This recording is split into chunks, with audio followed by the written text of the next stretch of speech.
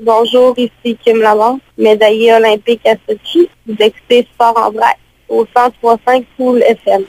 Au 103.5 Cool FM, vous écoutez Sport en vrac. Elle a remporté la médaille de bronze en ski slopestyle il y a quelques jours à peine aux Jeux olympiques de Sochi. Elle est un exemple de courage et de persévérance. Voici Kim Lamar. Bonjour Kim, ça va bien? Oui, ça va bien, vous? Ça va très bien, merci, oui. Pour débuter, on veut tous savoir une chose. Quel feeling qu'on ressent lorsqu'on monte sur le podium et qu'on reçoit notre médaille olympique pour la première fois? Ah, là, l'impression de rêver, là, la marche qu'on a fait avant de se rendre juste au podium, là, c'est très excitant. C'est vraiment irréel. C'est super le fun. Là. J'aimerais ça revivre ce moment-là. Là. C'est un des plus beaux moments de ma vie. Est-ce que tu le réalises ou pas encore tout à fait? Pas encore tout à fait, non. Je le réalise pas tout de suite. J'ai la médaille, puis elle est là physiquement, mais j'ai toujours l'impression que dans un rêve, je vais me réveiller à un moment donné, là. Juste une question comme ça concernant la médaille. Où est-ce qu'elle est placée présentement? Est-ce que tu la traînes toujours avec toi? Comment est l'emplacement de la médaille pour le moment? Qu'est-ce que tu en fais avec? Bref, là, présentement, elle est dans comme une poche dans mon manteau, mais que je la mets protégée. Puis, je descends là, dans le village sur la côte. Je m'en vais voir un match de hockey avec une de mes amies du Canada.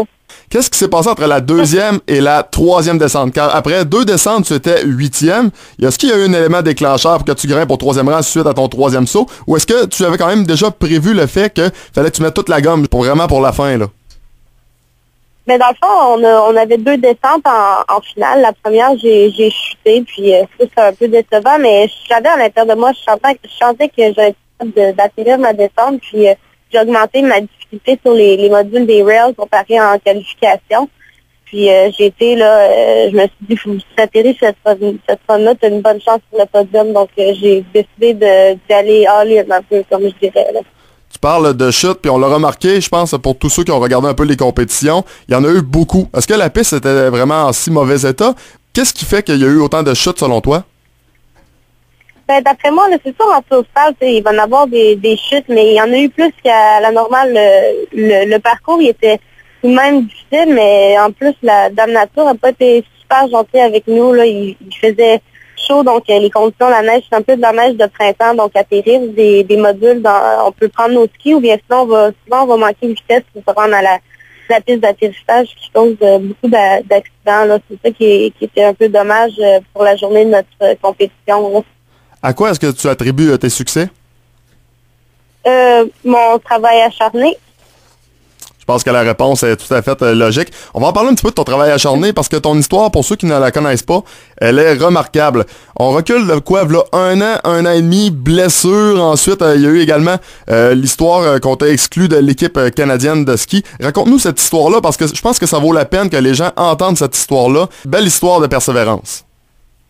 Oui, ben dans le fond, en 2011, j'ai été nommée sur l'équipe canadienne. Puis ensuite, en 2012, j'ai déchiré mon croisé antérieur de mon genou droit. J'ai travaillé fort pendant l'été, je suis revenue en force.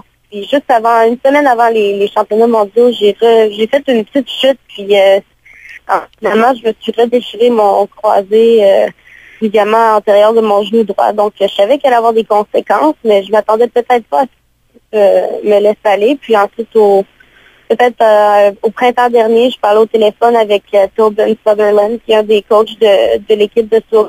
Puis 10-15 minutes dans la conversation, elle me dit Kim, dans un mois, on annonce l'équipe, puis je veux pas que tu fasses un saut, mais on ne nommera pas. Là. Donc, moi, ma première question, ça a été Tobin, je peux-tu quand même me rendre aux Jeux olympiques? Il m'a dit oui, là, tu vas pouvoir faire la qualification, mais il n'en pensait pas plus. Moi, j'ai accroché le téléphone, j'ai dit OK, ils me veulent plus sur l'équipe, mais j'ai quand même une chance pour me rendre aux Jeux olympiques. Donc, je suis partie avec l'idée en tête, puis j'ai travaillé super fort tout l'été. J'ai travaillé sur mon mental, mon physique, puis je suis arrivée super prête au mois de décembre, puis le détour est arrivé, je suis arrivée deuxième, puis là, on dirait que les visages ont commencé à changer, puis on commençait à croire que peut-être Kim Lamar allait se rendre à Sochi, puis là, me voilà ici, en plus, avec une belle médaille de bronze. Là, je crois que c'est le point d'exclamation à mon retour sur les skis. Il y a des gens qui sont capables de nous inspirer. Évidemment, t'en avais pas vraiment besoin de plus d'inspiration, mais on en a vraiment jamais besoin de moins non plus. Plus t'en as, mieux c'est ce que je veux dire. Quelle personne qui t'a le plus inspiré pour ces Jeux olympiques? Parce que oui, il y a ta grand-mère qu'on a entendu parler, qui est une ancienne athlète olympique en ski, mais également, il y a ton amie Sarah Burke, qui est décédée malheureusement il y a 2 ans, qui était une membre de l'équipe de ski. J'imagine que ça a été des inspirations pour toi de plus, ça? Ouais, c'est sûr. Ma grand-mère, depuis que je suis jeune, c'est une grande inspiration, là. C'est une personne qui travaille fort, qui a un bon modèle de vie. Je l'adore. Puis elle m'a fait beaucoup rire, puis garder ça un peu plus léger durant mes 2 années où je me suis fait mal. Puis ensuite, au niveau de Sarah, ça c'est très triste, là, ce qui s'est passé il y a 2 ans. C'était une bonne amie à moi, mais depuis 2 ans, je l'ai avec moi dans mon cœur quand je skie, puis je la sentais vraiment présente ici à Sochi. Puis quand je suis descendue, là, avant de prendre ma descente, avant que les caméras arrivent sur moi, je regardais un peu dans le ciel, je me dis, Sarah, ta dernière run, là, aide-moi qu'on fasse ça, puis que ça soit une belle histoire. Puis ça tombe, j'ai atterri ma descente, j'ai dit, hey, merci Sarah, on a réussi, puis je sentais beaucoup d'amour dans mon cœur au moment où j'ai atterri ma descente, là. Je t'écoute, puis j'ai l'impression qu'avec cette victoire-là, t'as un peu réalisé le rêve de ta grand-mère et de Sarah. Est-ce que je me trompe en disant ça?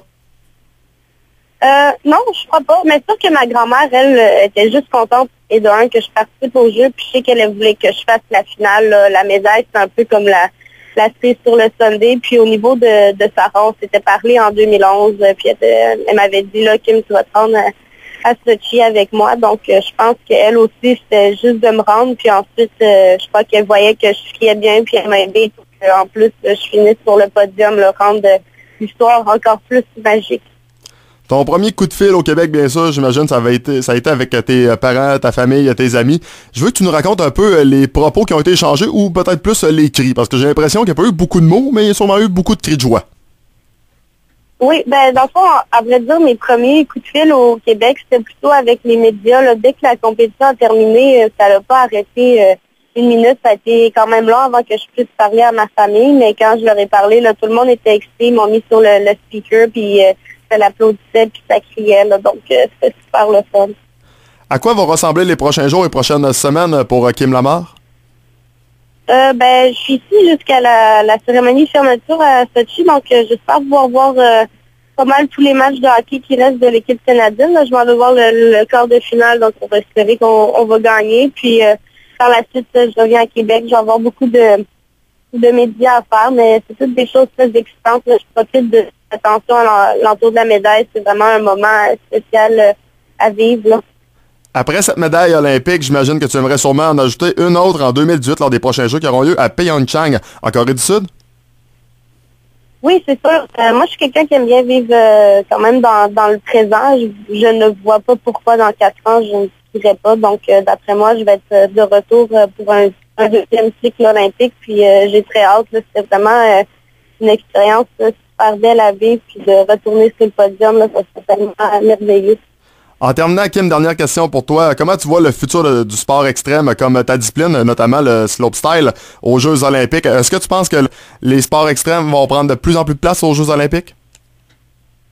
J'espère que quand même que oui. Là, je crois qu'on a quand même montré la beauté de notre sport. J'ai eu beaucoup de réponses positives. Les gens trouvaient donc ça excitant de nous voir aller. Donc, je crois qu'on va avoir inspiré quand même plusieurs jeunes de prendre les skis puis d'aller dans les snowparks puis pratiquer le slopestyle. J'ai bien hâte de voir. Puis aussi, juste le fait que j'ai été capable de faire un zero spin sur mon dernier saut puis d'être sur le podium, ça montre que notre sport est quand même en ligne dans la bonne direction, là, que c'est pas juste à propos de tourner le plus possible là, dans les airs. Ce qui est bien long, c'est ouvert au style, ce qui est très important. Kim, un gros merci pour l'entrevue. Félicitations encore une fois pour ta médaille, puis profite bien des prochains jours pour te reposer et t'amuser surtout. Merci beaucoup, puis j'ai bien hâte de revenir à Québec avec ma médaille et la partager avec tout le monde. Je pense qu'il y a bien des gens qui ont très hâte de te voir aussi. Merci encore une fois. Merci, bye. Bye bye. Donc voilà, c'était Kim Lamar, médaillée de bronze en ski slopestyle du côté des Jeux olympiques de Sochi.